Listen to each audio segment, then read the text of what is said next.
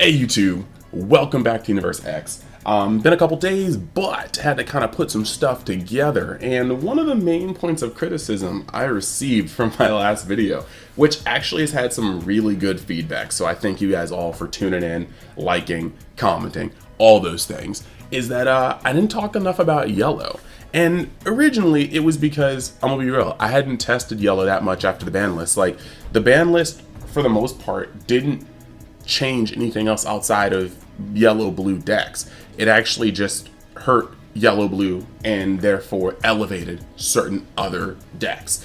But in this video, this is after a little bit more testing, a little more observation within my testing groups, and I like to talk about a couple things that are actually just like here, you know, just here. So, that being said, we're going to move into this next video, which is 2021's Nationals Format Part 2, Yellow and You. Just that being said, you guys already kind of know what this is about, but we're going to dive into why yellow isn't dead. I don't know why people think it may be dead, but why yellow isn't dead, what yellow may have picked up, what yellow still has, and we're also going to talk about some of the leaders, because that's actually one of the biggest points of yellow. A lot of gas, but who's going to use it most effectively? Past that, you guys may see how colorful this shirt is, right? Yeah, it is. It really is. This is a shirt from Janik, from Joe Crew. Look at this. It's one of my favorite cards. Let me see if I can even just like fish it up. It is literally a shirt based off of one of my favorite SPRs in the game. Shouldn't be a surprise which one it is. But yeah, it's definitely my homeboy on a shirt. It looks cool. I haven't had any clothes from Joe Crew before, but what I can say is that this thing is so soft. It is literally vibrant.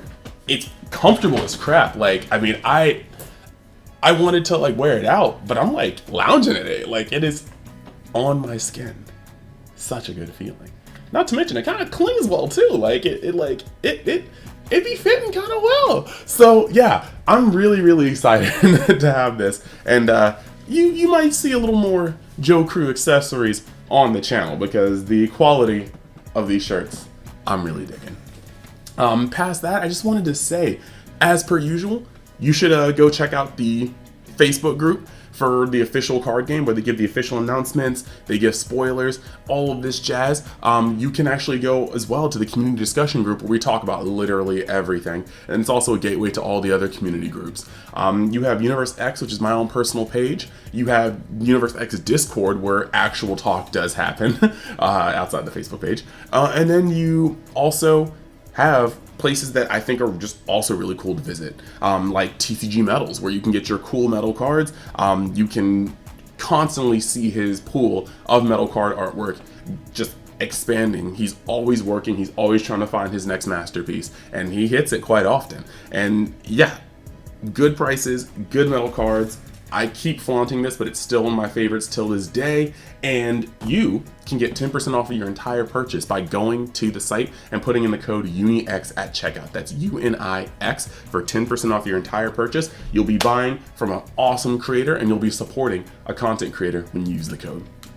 So, that being said, if you like the content, hit that like button. Think about subscribing, because we're just putting out more and more, and we'll get into it. You know, right now, lots of people have been kind of in an uproar about yellow being the only archetype that was hit, you know. People kind of feel some type of way about it, because in the end of the day, it does feel like less of a ban list and more of like a hate list. But at the same time, I think what people need to understand is that the format is significantly more balanced without the things that Bandai had eroded and banned in the list. And I know lots of people were already on Icarus, but if the format had stayed the way it was, with Zamasu uneroded, Violent Rush Bojack, essentially it would have been played Icarus or die. Like, you could play other cards in Icarus, but when it came down to it, once you started getting those wins up, it would just be Icarus after Icarus after Icarus. And yes, I'm not saying the deck is unbeatable. I'm not saying it's tier 0, but the way the deck operated, it was able to keep more hand than Cell Surge could keep up with. It was able to outwall aggro. Zamasu, being the way it was, able to push people into the mid game where it was the strongest and had the most energy to work with. Violent Rush was able to keep its energy always open. You just got to a very unhealthy level of power. The deck was malleable, and the thing is, yellow has all the cards it needs to survive.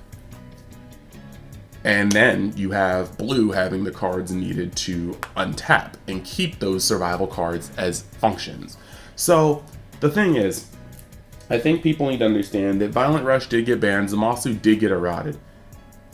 This did not kill yellow. This brought yellow down from divinity down to like mortal levels of play.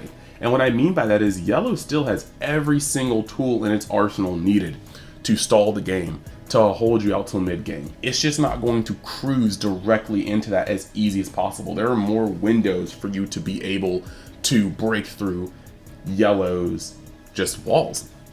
And so what this video is going to do is I'm going to go into the cards that yellow still has. I'm just going to kind of talk about its threat density, because yellow isn't as much as a deck right now. Yellow is a core of very good yellow cards backed by whatever leader you feel best utilizes them. A very good card deck. So the first card on my list is going to be Vegeta's Final Flash, okay? It is the just IR. It's the, the IAR, and it is pretty cool. I mean, activate battle, leader card is yellow, choose up to one of your leader cards against plus 15k, which is what they all do, but this one says all your energy is yellow. When you activate this card, choose up to one of your opponent's battle cards, ignoring barrier, and negate its skills for the duration of the turn.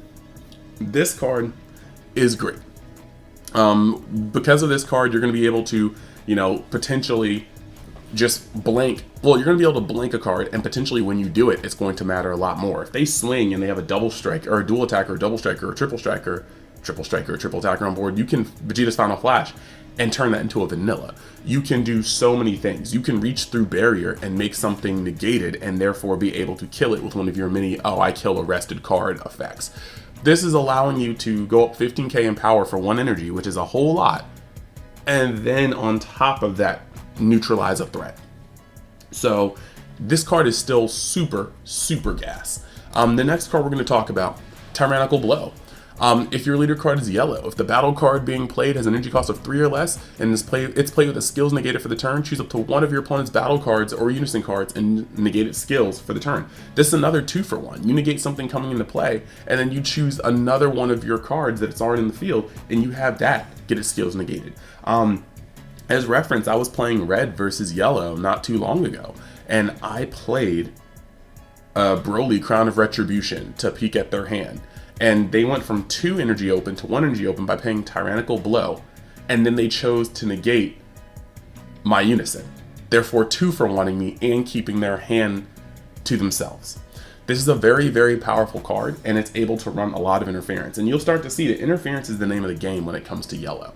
They stop your plays or they hinder them to the point where you can't play the way you want to play. A true control kind of aspect. Now we're going to go to the power of a Super Saiyan. Counterattack, negate the attack, but that's barely what it's ever used for. Permanent, if you have 1 mono yellow energy in active mode, you can activate the Activate Battle skill from your hand without paying its energy cost. And the Activate Battle is if your leader is mono yellow, draw 1 card, and then choose up to one of your opponent's battle cards, unison cards, and switch it to rest mode. Then you can't use this effect for the rest of the turn. This is yet another really good card that doesn't have to use energy. You keep an energy up, and one time in an Activate Battle, they swing, and you're like, okay, let me tap down something else. Or sometimes you're like, let me swing, and you tap down something you want to attack that's maybe like a Floodgate, like a Black Mass Sand, a 1-drop Gohan. Just things you want to get off the field that have minimal attack.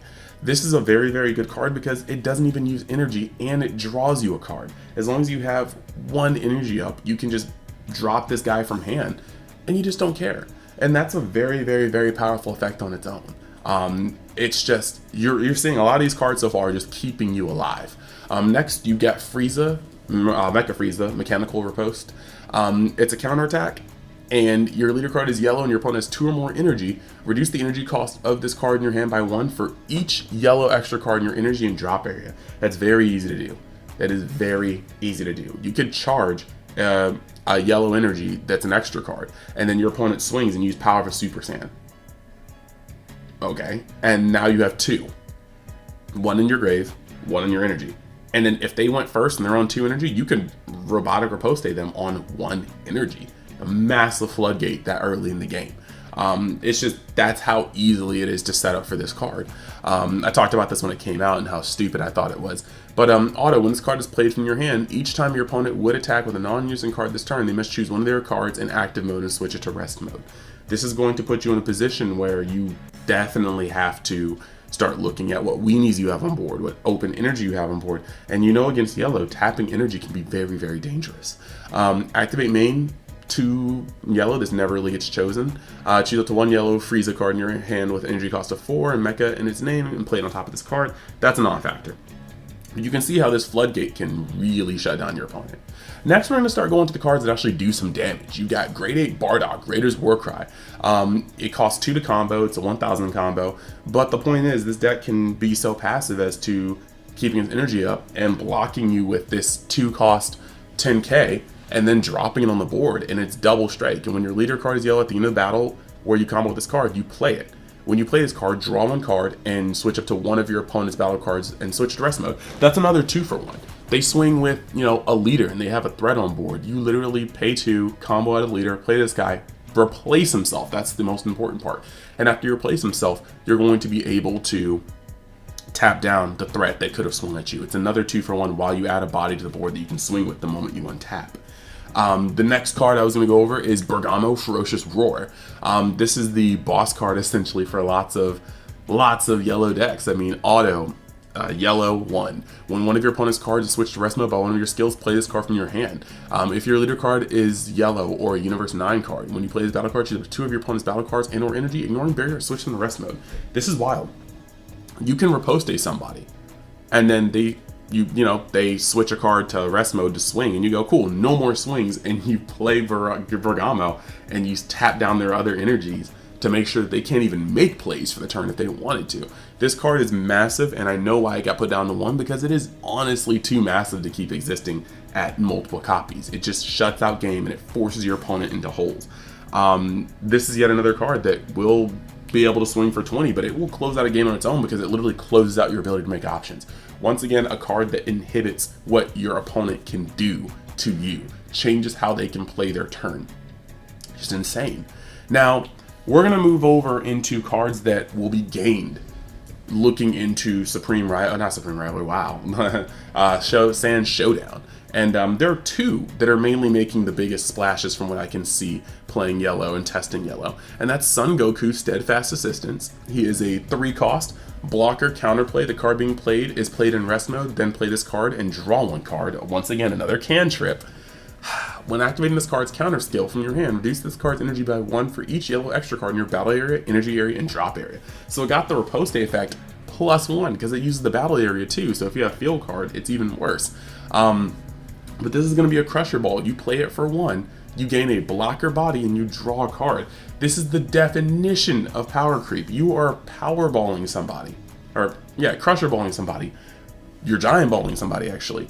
But it's this battle card being played. But still, you are playing this, you're tapping something, you're drawing 1, and if they cannot remove it, you're going to be able to block another attack. Yeah, this guy is that dude. Now, granted, because he's 5k and doesn't have barrier, there's a lot of things that you can kind of pause and assess and get this guy off the field. But if you don't have access to that, he just stopped 2 attacks. If the thing you were playing has double strike, triple strike, double attack, or dual attack, triple attack, you're really stopping multiple attacks and putting a blocker on the board. Yeah, that's crazy. That is actually very, very crazy. And then the last card that I think it gained was Turles All Too Easy, another SR. Now this guy is double strike. Auto, when this card is played, choose up to 1 of your opponent's battle cards in rest mode, KO it, and then choose 1. You can either draw a card, or you can choose another rest mode battle card and KO it. You can play it for 2 energy on your turn if your leader is a mono yellow sand, and you have 3 or more energy. This card is a massive tempo card, and I mean massive. Like, your opponent just swung out, and being yellow, chances are you can survive fairly easily. And you play this card, and you can either replace them in hand while destroying one of their threats on board, which is the yellow way. Play a card, draw a card. Or you can play this card and choose 2 and just blow up your opponent's just offense. Now, the worst part about this is that this has no limit on how many times you can use it per turn. You have 5 energy, they swung 5 times. You can literally play 2 Turles All Too easy and blow up all 4 of their battle cards, leaving just their leader sideways. And then this guy has double strike 20k. He'll be able to apply pressure. And even with that setup, you still have access to Power of a Super Saiyan with that 1 untapped energy and maybe mechanical riposte. Like, it's strong. It's very, very strong, and there's not really much of an excuse for it. It's just yellow has the ability to block you in game and then sit there and go, okay, now what do you want to do with this stuff I've put out? They have cards that can come out on your turn, cards that will be threats on their turn. They have so many defensive cards. They're able to play a passive game or a tempo game. It's very, very strong. So I'm sitting here just like, if you don't think yellow's a threat, you should probably reassess what you're thinking. Play against it more. Openly seek out yellow players to show you the business, because there is some business to be shown. Now, the next part about yellow is unfortunately the fact that yellow doesn't really have a chariot. Yellow has a bunch of good cards and a bunch of meh leaders, so it's really just trying to figure out what leader is the best. And I do think at the moment, despite the nerfs, it still is Sun Gohan and Hero Dragon, Boundless Friendship. The fact that the deck Pot of Greeds every turn is essentially all you need, and it's a small core. You essentially just need to run the leader and 4 Icarus Dragons. That's it. That's literally it. A leader and 4 Icarus Dragons, and you're going to be able to draw 2. You're going to be able to swing, draw, take a life, and when you awaken, you're going to be able to draw 2 every single turn, provided they don't get rid of your dragon before you can combo with it. But this is going to allow you to have a constant stream, and on top of a lot of your good cards cantripping, just giving you a card just for playing it, this is going to be crazy, because you're going your draw for turn, your draw for playing your monster from the grave, your draw for comboing with it, and then your cards, that's +3 every turn for nothing, and then your cards are going to be replacing themselves, so you're going to constantly go through your deck. You're going to speed through it. You're going to get a massive hand size. You're going to be able to contain and continue with that hand size. And that's a massive draw. No pun intended with that sentence. So that's pretty crucial. That is literally pretty crucial.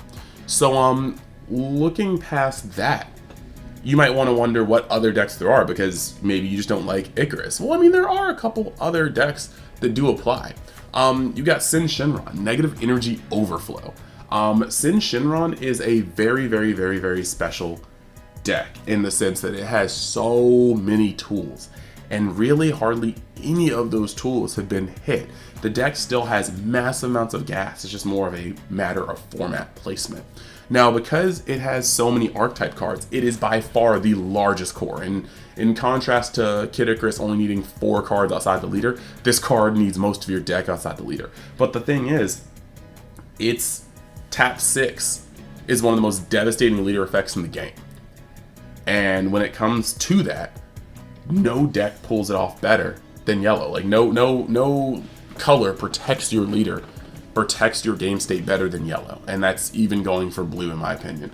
So if there's any deck that this card could be a color of, they could get it to that 6 energy, it's yellow. And once you start using this thing's tap 6, you're pretty much in control of the game. There's nothing outside of a food that's gonna stop you. So yeah, like this is definitely going to be not meta, but this is definitely a good road pick. The deck does what it does. Now, next you have some lesser choices like SS Gotenks, Display of Mastery. He's going to draw when he attacks, and he's going to draw when your opponent uses an extra card. He's also going to be able to go critical when you Union Fuse. I think that this card is not as good as Icarus, because Icarus will unconditionally just draw you 2. Doesn't get the 5,000 and critical, but you don't need to go out of your way to Union Fuse and spend energy like that either. You get to play the best yellow cards or the best yellow-blue cards. Lastly, from the new set, I do want to turn a little attention to Great Ape Sun Gohan Sand Impulse. I think a lot of people will not be able to figure out how to build the deck before Nats, and that might keep it a little low, but you shouldn't sleep on this card. When you look at its abilities, you can go back to my old video When I went over the archetype, this guy is 15k at all times on his front or his back. He flips over, he draws a card. He flips back and he untaps an energy while he draws a card. He is actually a monster. No pun intended here either. He's able to go back and forth and do a lot of damage. He's able to play all the yellow cards, and he also has his own way of just going through your deck. Not to mention, when this card attacks, shoots up to one of your opponent's battle cards, switch to rest mode, and this card gains 5,000 power for the turn, bringing him up to a 20k on his back. When he destroys a battle card, switch this card to active mode, and you will be able to swing on the leader for 20k. He is pressure with a capital P. So, where does this leave yellow? Yellow's still a dominant force, and you need to playtest against it because yellow operates unlike any of the other decks, and you don't want to get caught lacking. So that being said, that is kind of how I feel about yellow. I'm sorry I didn't put that all in the other video. It would have been a little bit longer, but it's here now. I hope you guys enjoyed the video, and like I said, if you like the content, show support with that subscribe button, like the video, comment, and thank you guys for watching. I will see you guys in the next episode, and if you're going to Nets, eventually I'll see you there too. Later.